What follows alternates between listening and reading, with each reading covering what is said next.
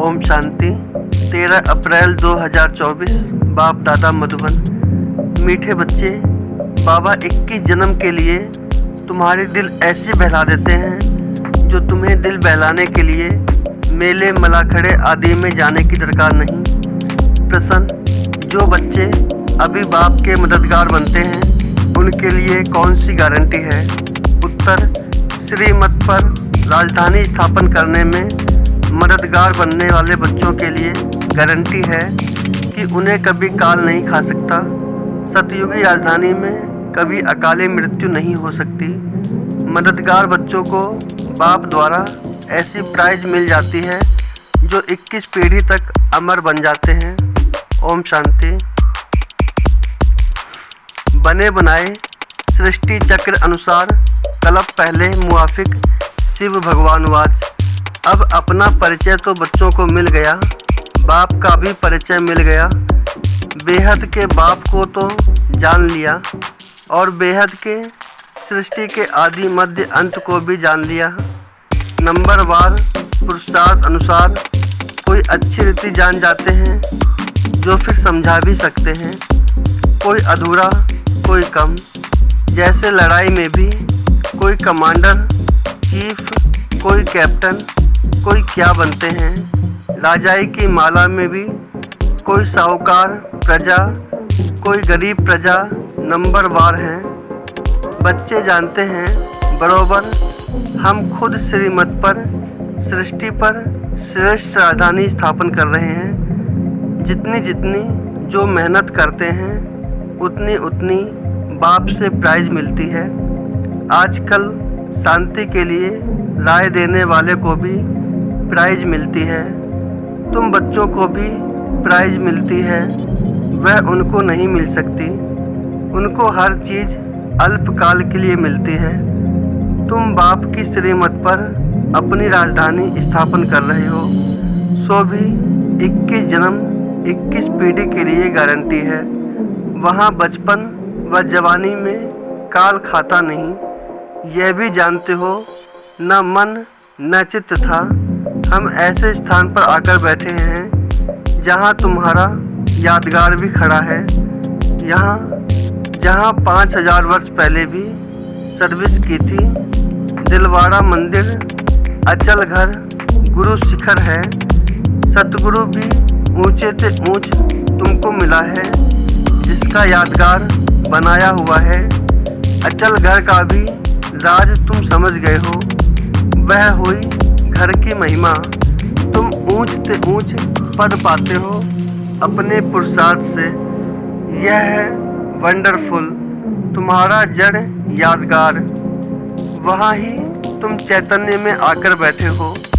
यह सब है रूहानी कारोबार जो कल्प पहले चली थी, उनका पूरा यादगार यहाँ है। नंबर 1 यादगार है। जैसे कोई बड़ा इम्तिहान पास करते हैं तो उनके कितने अच्छी रखते हैं, तो उनके अंदर खुशी रौनक आ जाती है। जैसे कोई बड़ा इम्तिहान पास करते हैं तो उनके अंदर खुशी रौनक आ जाती है। फर्नीचर पहरवाइश कितनी अच्छी रखते हैं। तुम तो विश्व के मालिक बनते हो, तुम्हारे से कोई भेंट कर नहीं सकता। यह भी स्कूल है, पढ़ाने वाले को भी तुम जान गए हो। भगवानवाच भक्ति मार्ग में जिसको याद करते हो, पूजा करते हो, कुछ भी पता नहीं पड़ता। बाप ही सम्मुख आकर सब राज समझाते हैं, क्योंकि यह यादगार सब तुम्हारे पिछाड़े की अवस्था के हैं।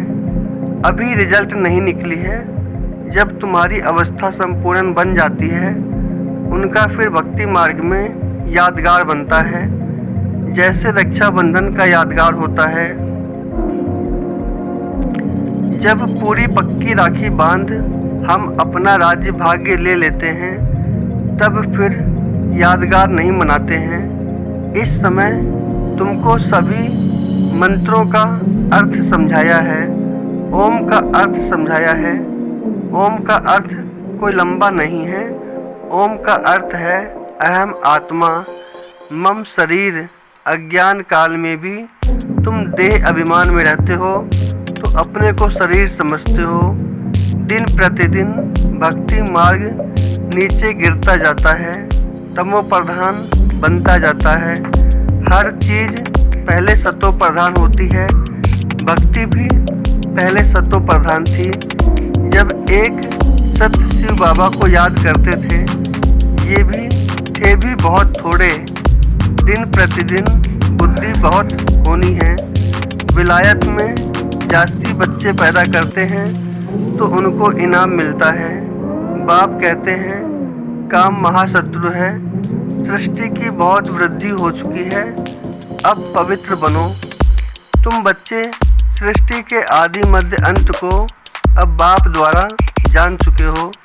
सतयुग में भक्ति का नाम निशान नहीं है। अभी तो कितनी धूमधाम है, मेले मलाखड़े बहुत लगते हैं, जो मनुष्य जाकर दिल को बहलाएं। तुम्हारा दिल तो बाप आकर बहलाते हैं 21 जन्मों के लिए, जो तुम सदैव बहलते रहते हो। तुमको कभी मेले आदि में जाने का ख्याल भी नहीं आएगा। कहाँ भी मनुष्य जाते हैं सुख के लिए, तुमको कहाँ पहाड़ों पर जाने की दरकार नहीं। यहाँ देखो कैसे मनुष्य मरते हैं। मनुष्य तो सतयुग, कलयुग, स्वर्ग, नरक को भी नहीं जानते। तुम बच्चों को तो पूरा ज्ञान मिला है। बाप नहीं कहते हैं कि मेरे साथ तुमको रहना है, तुमको घर बार भी संभालना है। बच्चे जुदा तब होते हैं जब कोई खिटखिट होती है, फिर भी तुम बाप के संग रह नहीं सकते हो। सब सतो प्रधान बन नहीं सकते, कोई सतो, कोई रजो, कोई तमो अवस्था में भी हैं। सब इकट्ठे रह नहीं सकेंगे। यह राजधानी बन रही है। जो जितना जितना बाप को याद करेंगे उस अनुसार राजधानी में पद पाएंगे। मुख्य बात है ही बाप को याद करने की। बाप स्वयं बैठ ड्रिल सिखलाते हैं। यह है डेड साइलेंस। तुम यहाँ जो कुछ देखते हो उनको देखना नहीं है, देह सहित सबका त्याग करना है। तुम क्या देखते हो? एक तो अपने घर को और पढ़ाई अनुसार जो पद पाते हो, उस सतयुगी राजाई को भी तुम ही जानते हो। जब सतयुग है तो त्रेता नहीं, त्रेता है तो द्वापर नहीं, द्वापर है तो कलयुग नहीं। अब कलयुग भी है, संगम युग भी है। भल तुम बैठे हो पुरानी दुनिया में हो, परंतु बुद्धि से समझते हो हम संगम युगी हैं। संगम युग किसको कहा जाता है यह भी तुम जानते हो। पुरुषोत्तम वर्ष, पुरुषोत्तम मास, पुरुषोत्तम दिन भी इस पुरुषोत्तम संगम पर ही होता है। पुरुषोत्तम बनने की घड़ी भी इस पुरुषोत्तम युग में ही है। यह बहुत छोटा लीप युग है। तुम लोग बाजोली खेलते हो जिससे तुम स्वर्ग में जाते हो। बाबा ने देखा है कैसे साधु लोग अथवा कोई बाजोली खेलते खेलते यात्रा पर जाते हैं, बड़ी कठिनाई उठाते हैं। अब इसमें कठिनाई की बात नहीं है, यह है योग बल की बातें। क्या याद की यात्रा तुम बच्चों को कठिन लगती है? नाम तो बहुत सहज रखा है, कहाँ सुनकर डर न जाएं। कहते हैं बाबा हम योग में रह नहीं सकते, बाबा फिर हल्का कर देते हैं। यह है बाप की याद। याद तो सब चीज़ों को किया जाता है। बाप कहते हैं अपने को आत्मा समझो, तुम बच्चे हो ना। यह तुम्हारा बाप भी है, मासुक भी है। सब आशिक उनको याद करते हैं। एक बाप अक्षर भी काफ़ी है। भक्ति मार्ग में तुम मित्र संबंधियों को याद करते फिर भी हे प्रभु, हे ईश्वर जरूर कहते हो। सिर्फ पता नहीं कि वह क्या चीज़ है। आत्माओं का बाप तो परमात्मा है, इस शरीर का बाप तो देहधारी है। आत्माओं का बाप अशरीरी है, वह कभी पुनर्जन्म में नहीं आते और सभी पुनर्जन्म में आते हैं, इसलिए बाप को ही याद करते हैं। जरूर कभी सुख दिया है। उनको कहा जाता है दुख हरता सुख करता, परंतु उनके नाम रूप देश काल को नहीं जानते हैं। जितने मनुष्य उतनी बातें, अनेक मत हो गई हैं। बाप कितना प्रेम से पढ़ाते हैं, वह है ईश्वर शांति देने वाला। कितना उनसे सुख मिलता है, एक ही गीता सुनाकर पतितों को पावन बना देते हैं। प्रवृत्ति मार्ग भी चाहिए ना। मनुष्यों ने कल्प की आयु लाखों वर्ष कह दी है, फिर तो अनगिनत मनुष्य हो जाते हैं। कितनी भूल की है। यह नॉलेज तुमको अभी मिलती है, फिर प्राय लोप हो जाती है। चित्र तो हैं जिनकी पूजा होती है, परंतु अपने को देवता धर्म का समझते नहीं हैं। जो जिनकी पूजा करते हैं वह उस धर्म के हैं। यह समझ नहीं सकते कि हम आदि सनातन देवी देवता धर्म के हैं, उनकी ही वंशावली है। यह बाप ही समझाते हैं। बाप कहते हैं तुम पावन थे, फिर सतो प्रधान बन पड़े हो। बाप कहते हैं तुम पावन थे, फिर तमो प्रधान बन पड़े हो। अब पावन सतो प्रधान बनना है। क्या गंगा स्नान से बनेंगे?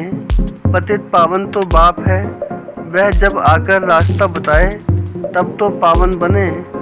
पुकारते रहते हैं परंतु जानते कुछ भी नहीं हैं। आत्मा पुकारती है आर्गन्स द्वारा कि हे पतित पावन बाबा, हमको आकर पावन बनाओ। सब पतित हैं, काम चिता पर जलते रहते हैं। यह खेल ही ऐसा बना हुआ है। फिर बाप आकर सबको पावन बना देते हैं। यह बाप संगम पर ही समझाते हैं। सतयुग में होता न है एक धर्म, बाकी सब वापस चले जाते हैं। तुम ड्रामा को समझ गए हो जो और कोई नहीं जानते हैं। इस रचना का आदि मध्य अंत क्या है, ड्यूरेशन कितना है, यह तुम ही जानते हो। वह सब है शूद्र, तुम हो ब्राह्मण। तुम भी जानते हो नंबर वार पुरुषार्थ अनुसार। कोई गफलत करते हैं तो उनके रजिस्टर से दिखाई पड़ता है कि पढ़ाई कम की है। कैरेक्टर्स का रजिस्टर होता है, यहाँ भी रजिस्टर होना चाहिए। यह है याद की यात्रा, जिसका कोई को पता नहीं है। सबसे मुख्य सब्जेक्ट है याद की यात्रा। अपने को आत्मा समझ बाप को याद करना है। आत्मा मुख से कहती है हम एक शरीर छोड़ दूसरा लेते हैं। यह सब बातें यह ब्रह्मा बाबा भी नहीं समझाते हैं, परंतु ज्ञान सागर परमपिता परमात्मा इस रथ में बैठकर सुनाते हैं। कहा जाता है गौमुख। मंदिर भी यहाँ बना हुआ है जहाँ तुम बैठे हो। जैसे तुम्हारी सीढ़ी है वैसे वहाँ भी सीढ़ी है। तुमको चढ़ने में थकावट नहीं होती है। तुम यहाँ आए हो बाप से पढ़कर रिफ्रेश होने के लिए। वहाँ गोरख धंधा बहुत रहता है, शांति से सुन भी नहीं सकेंगे। संकल्प चलता रहेगा, कोई देख न ले। जल्दी घर जाऊं, कितना ओना चिंता रहता है। यहाँ कोई भी ओना नहीं है। जैसे हॉस्टल में रहते हैं, यहाँ ईश्वरीय परिवार है। शांति धाम में भाई भाई रहते हैं। यहाँ है भाई बहन, क्योंकि यहाँ पार्ट बजाना है तो भाई बहन चाहिए। सतयुग में भी तुम ही आपस में भाई बहन थे। उनको कहा जाता है अद्वैत राजधानी। यहाँ वहाँ लड़ाई झगड़ा कुछ भी नहीं होता है। तुम बच्चों को पूरी नॉलेज मिली है कि हम 84 जन्म लेते हैं। जिसने जास्ती भक्ति की है, अब ये बेचारी भक्ति करनी है, करना शुरू करते हो। जिसने जास्ती भक्ति की है उनका हिसाब भी बाप ने बताया है। उसका हिसाब भी बाप ने बताया है। तुम ही शिव की अव्यभिचारी भक्ति करना शुरू करते हो, फिर वृद्धि होती जाती है। वह है सब भक्ति। ज्ञान तो एक ही होता है। तुम जानते हो हमको शिव बाबा पढ़ाते हैं। यह ब्रह्मा तो कुछ भी नहीं जानते थे। जो ग्रेट ग्रेट ग्रैंडफादर था वह इस समय यह बने हैं, फिर मालिक बनते हैं। तत्वम एक तो मालिक नहीं बनेंगे ना। तुम भी पुरुषार्थ करते हो। यह है बेहद का स्कूल। इसकी ब्रांचेस ढेर होंगी, गली गली घर घर में हो जाएंगी। कहते हैं हमने अपने घर में चित्र रखा है। मित्र संबंधी आदि आते हैं तो उनको समझाते हैं। जो इस झाड़ के पत्ते होंगे वह आ जाएंगे। उन्हों के कल्याण के लिए तुम करते हो। चित्रों पर समझाना सहज होगा। शास्त्र तो ढेर पढ़े हैं, अब सब बोलना है। बाप है पढ़ाने वाला, वही सच्चा ज्ञान सुनाते हैं। अच्छा मीठे मीठे सिखी लदे बच्चों प्रति माता पिता बाप दादा का याद प्यार और गुड मॉर्निंग। रूहानी बाप की रूहानी बच्चों को नमस्ते। हम रूहानी बच्चों की रूहानी बाप दादा को याद प्यार गुड मॉर्निंग नमस्ते। धारणा के लिए मुख्य सार। पहला, डेड साइलेंस की ड्रिल करने के लिए यहाँ जो कुछ इन आँखों से दिखाई देता है उसे नहीं देखना है। देह सहित बुद्धि से सबका त्याग कर अपने घर और राज्य की स्मृति में रहना है। अपने कैरेक्टर का रजिस्टर रखना है। पढ़ाई में कोई गफलत नहीं करना है। इस पुरुषोत्तम संगम युग पर पुरुषोत्तम बनना और बनाना है। वरदान, सदा सर्व प्राप्तियों से भरपूर रहने वाले हर्षित मुख हर्षित चित्त भव। सदा सर्व प्राप्तियों से भरपूर रहने वाले हर्षित मुख हर्षित चित्त भव। जब भी कोई देवी या देवता की मूर्ति बनाते हैं तो उसमें चेहरा सदा हर्षित दिखाते हैं। तो आपके इस समय के हर्षित मुख रहने का यादगार चित्रों में भी दिखाते हैं। हर्षित मुख अर्थात सदा सर्व प्राप्तियों से भरपूर। जो भरपूर होता है वही हर्षित रह सकता है। अगर कोई भी अप्राप्ति होगी तो हर्षित नहीं रहेंगे। कोई कितना भी हर्षित रहने की कोशिश करे, बाहर से हंसेंगे लेकिन दिल से नहीं। आप तो दिल से मुस्कुराते हो क्योंकि सर्व प्राप्तियों से भरपूर हर्षित चित्त है। स्लोगन, पास विद ऑनर बनना है तो हर खजाने का जमा खाता भरपूर हो। ओम शांति।